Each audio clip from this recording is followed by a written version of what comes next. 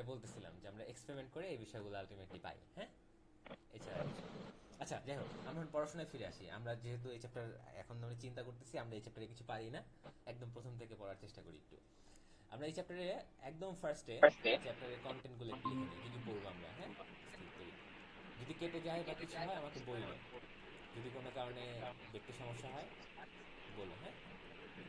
স্থির তড়িতের একদম ফার্স্টে যেই টার্মটা নিয়ে আমাদের কথা বলতে হবে সেটা হলো এই স্থির তড়িতের জন্ম কই থেকে হয়েছে, বা একটা জায়গায় স্থির তড়িৎ কেন তৈরি হইতেছে। স্থির তড়িৎ তৈরি হওয়ার যে মেইন রিজন, ওইখানে একটা চার্জ তৈরি হইতেছিল, তাই না বলো। স্ক্রিনটা তো স্ক্রিন দেখা যাচ্ছে না? হ্যালো। আচ্ছা, আমি কেটে আবার দিচ্ছি, ওয়েট। ভাই, ভাই আমি দেখতে পাইতেছি। এটা নেট সমস্যার জন্য হচ্ছে, হ্যাঁ, আর কিছু না।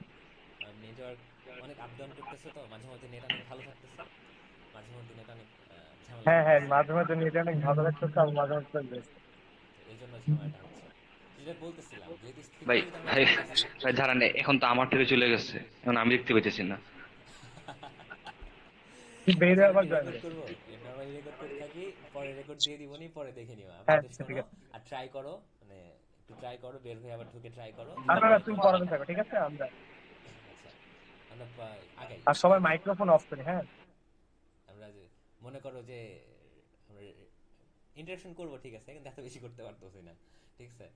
রেকর্ড ক্লাসের মতো আমরা চিন্তা করি, একই সাথে পড়ানো হয়ে যাচ্ছে, রেকর্ডটা হয়ে যাচ্ছে, হ্যাঁ, দুইটা হয়ে যাচ্ছে।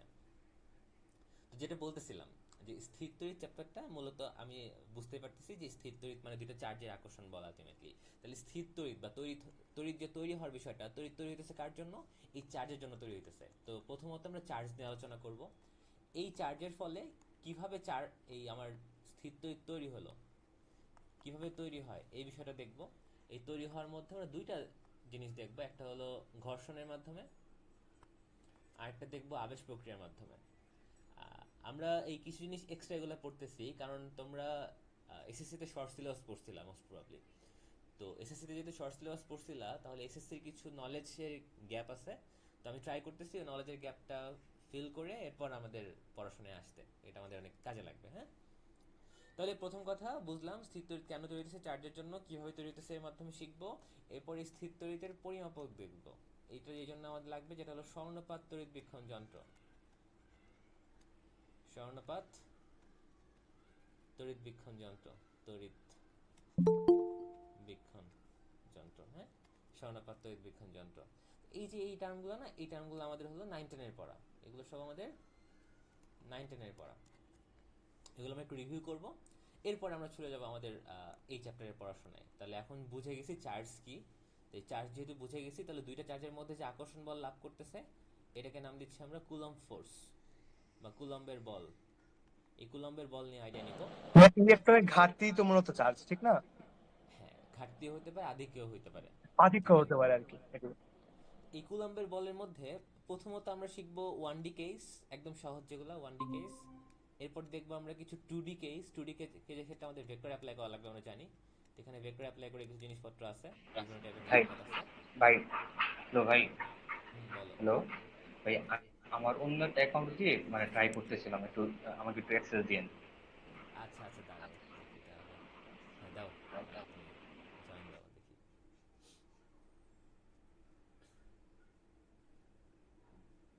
আসছে নাকি আসছে না এখনো? সোহাগ আব্দুল্লাহ ওরফে প্রত্যয়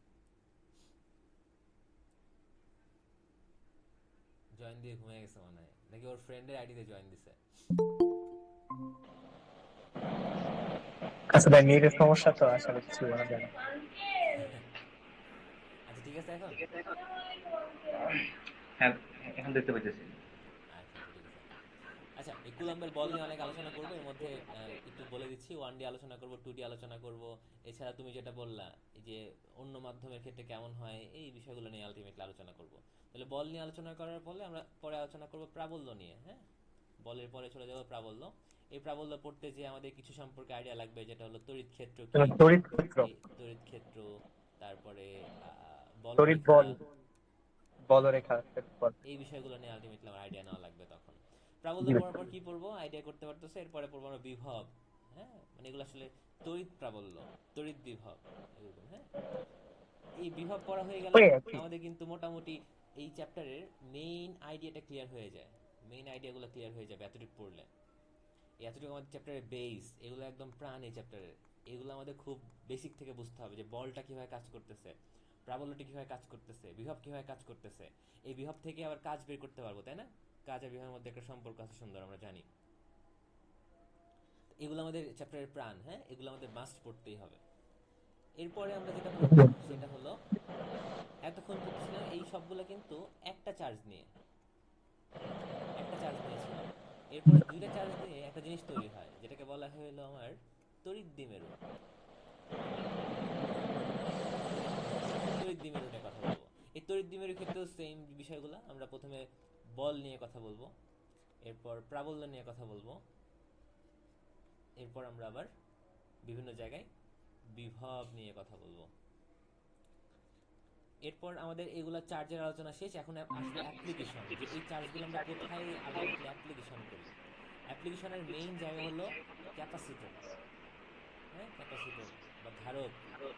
এই ধারক থেকে আমাদের অনেক কিছু পাওয়া লাগবে, এটা বোর্ডের জন্য খুব ইম্পর্টেন্ট। এই ধারক পার্টটা আমার বোর্ডের জন্য খুব ইম্পর্টেন্ট। বোর্ডের জন্য এই ধারক আর আমাদের এই যে মেইন বেসিক, এই দুটো জিনিস খুব ইম্পর্টেন্ট বোর্ডের জন্য। হ্যাঁ, আর এছাড়া যে তড়িৎ দ্বিমেরু, তারপরে গাউসের ল পড়বো, ওগুলো আলটিমেটলি আমার অ্যাডমিশনের জন্য লাগে। কিন্তু নর্মালি আমার বোর্ডের জন্য ক্যাপাসিটর আর হলো এই তিনটা কনসেপ্ট, বেসিক কনসেপ্ট, এগুলো বেশি কাজে লাগবে। হ্যাঁ, ক্যাপাসিটরের মধ্যে কি পড়বো? ক্যাপাসিটরের মধ্যে ফার্স্টেই পড়বো ক্যাপাসিটরের বেসিকটা। হ্যাঁ, ক্যাপাসিটর কিভাবে তৈরি হলো। এরপর এই যে তৈরি হয়েছে অনেক রকম হইতে পারে। ক্যাপাসিটরের মধ্যে আমরা দেখবো সমান্তরাল পাত ধারক, সমান্তরাল পাতের ক্যাপাসিটর দেখবো। এছাড়া একটা গোলাকার ক্যাপাসিটর কেমন হয় সেটা দেখবো। একটা জাস্ট গঠনটা দেখবো, আর কিছু না। এরপরে দেখবো এই যে ক্যাপাসিটর থাকে, ক্যাপাসিটরের মাঝখানে যে ক্যাপাসিটরটা থাকে দুইটা পাত। হ্যাঁ, দুইটা পাত। এই পাতের মাঝখানে শূন্য মাধ্যম থাকতে পারে। তো এটা বেসিকটা হলো শূন্য মাধ্যম থেকে, বেসিকটা হলো শূন্য মাধ্যমের। এই মাঝখানে আমি বিভিন্ন মাধ্যম দিতে পারি। ফর এক্সাম্পল, মাঝখানে যদি ধাতব পদার্থ বসাই তাহলে কি হবে? মাঝখানে যদি কোনো ডাইইলেকট্রিক পদার্থ বসাই, ডাইইলেকট্রিক ডাইইলেকট্রিক পদার্থ বসাই তাহলে কি হবে?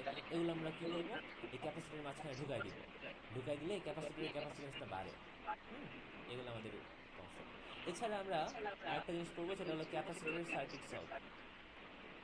ক্যাপাসিটরের সার্কিট, যেমন রোধের সার্কিট সলভ করতাম না, এরকম ক্যাপাসিটরের সার্কিট সলভ করবো। ওকে, লাস্টলি যেটা আমাদের পড়তে হবে সেটা হলো গাউসের ল বা গাউসের সূত্র। গাউসের সূত্র ভাই শুধু কেন লাগে? বলো। আমি গত 10 মিনিট থেকে ভাই কিছুই দেখতেছি না ভাই, শুধু আপনার ছবি দেখা যাচ্ছে। আচ্ছা, আমাকেই দেখো আর শোনো আপাতত। এটা একটা স্ক্রিনশট পাঠিয়ে দিব। হ্যাঁ, তোমার মেইলে পাঠিয়ে দিব এখন, যেন কি কি আলোচনা করতেছি বুঝতে পারো। আচ্ছা, আরেকটা কাজ করা যায়, আমরা নেক্সট দিনে, আমার একটা চ্যাপ্টারের স্লাইড রেডি করা আছে, ওই চ্যাপ্টার পড়তে পারি। আমরা স্লাইড দিয়ে দিলে ওখান থেকে বললে আই গেস বুঝতে পারবো হালকা। জি ভাই। আর যেহেতু আমার নেক্সট দিন দুইটা ভাই চ্যাপ্টার। ভাই নেক্সট দিন চেষ্টা করা যায় না যে জুমে ক্লাস নেওয়ার? জুমে? হ্যাঁ, জুমে নেওয়া যায়, সমস্যা নেই। জুমের থেকে মিট বেশি এফিশিয়েন্ট না? কি মনে হয় তোমাদের? আমার আইডিয়া নেই, হইতে পারে। আচ্ছা ঠিক আছে, আমি নেক্সট দিন জুমের লিংক দিব না। ওকে, আমার কাছে নেক্সট ভাই দিন জুমের জুমটাই লিংক। বেশি এমন হয়। ওকে ওকে, ঠিক আছে, সমস্যা নেই। নেক্সট দিন তাহলে আমি জুম লিংক দিব না। তো আগে বলবো না? আগে বলে তো আগে দিতাম।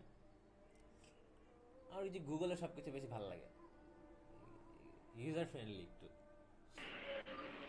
গুগল তো ভাই অনেক বড় কোম্পানি না, অনেক কিছু হ্যান্ডেল করতে হয়। আর জুম ভাই তো কি ভাই আজকে শুধু ক্লাস একটাই টেস্ট করে কোম্পানি, যদি দিতেছেন? একটা কাজই ভালো করে করে।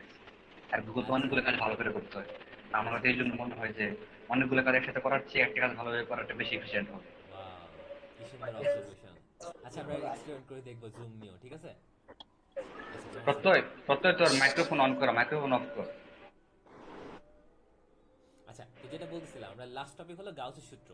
এখন কথা হলো গাউসের সূত্র কেন লাগে, বলতে পারবা কেউ? একটু গেস করো তো, কি হইতে পারে? কি বলেন ভাইয়া? এই, আমরা তো কুলম্বের সূত্র পড়ছি, তো এক্সট্রা করে আবার গাউসের সূত্র কেন পড়তেছি, কি মনে হয় কি হইতে পারে? ভাই 9-10 এ পড়ি নাই মনে হয়। আচ্ছা, এই কুলম্বের সূত্রটা মানে আমরা অ্যাপ্লাই করার কিছু লিমিটেশন ছিল, যেমন নিউটনের সূত্রের মধ্যে কিছু লিমিটেশন ছিল, পড়ছিলাম যে বস্তুটা হ্যাঁ, এটা তো খুব ছোট বিন্দুর হওয়া হতে যায় না, হবে, গোলম্বের সূত্রে লিমিটেশন করা হাইড্রোসিল হওয়া বিন্দু যায় না। বস্তু, হ্যাঁ, বিন্দু বিন্দু চার্জ হতে বস্তু, হবে। রাইট, এক্স্যাক্টলি, বিন্দু বস্তু। তাহলে আমার যদি একটা এরকম ধরো অসীম দৈর্ঘ্যের একটা তার আছে, ওটার জন্য কুলাম্বের সূত্র অ্যাপ্লাই করতে পারবো? তখন পারবো না ইয়ে কিন্তু। মানে একটা ইউনিফর্ম শেপ না হলে তখন আর কুলাম্বের সূত্র অ্যাপ্লাই করা যায় না। তো ওই সময় আমরা কি করবো, গাউসের সূত্র অ্যাপ্লাই করবো। তাহলে গাউসের সূত্র দিয়ে আমরা বিভিন্ন শেপের বস্তুর জন্য, বিভিন্ন শেপের বস্তুর জন্য পিসের সেই নমতে বল, প্রাবল্য, এগুলো বের করার ট্রাই করবো। হ্যাঁ, বিভব, এগুলো বের করার ট্রাই করবো। এটা গাউসের সূত্র অ্যাপ্লাই করে করা লাগবে, আর কুলাম্বের সূত্র আমাকে হেল্প করতে পারবে না। তাহলে এই ছিল মোটামুটি আমাদের চ্যাপ্টার কন্টেন্ট। হ্যাঁ, আজান দিচ্ছে, একটু 2 মিনিট ব্রেক নেই, অনেক সাউন্ড শুনতে হবে না কিছু। আচ্ছা দেখি জুমের লিঙ্ক দেওয়া যায় কিনা, হ্যাঁ এতক্ষণে।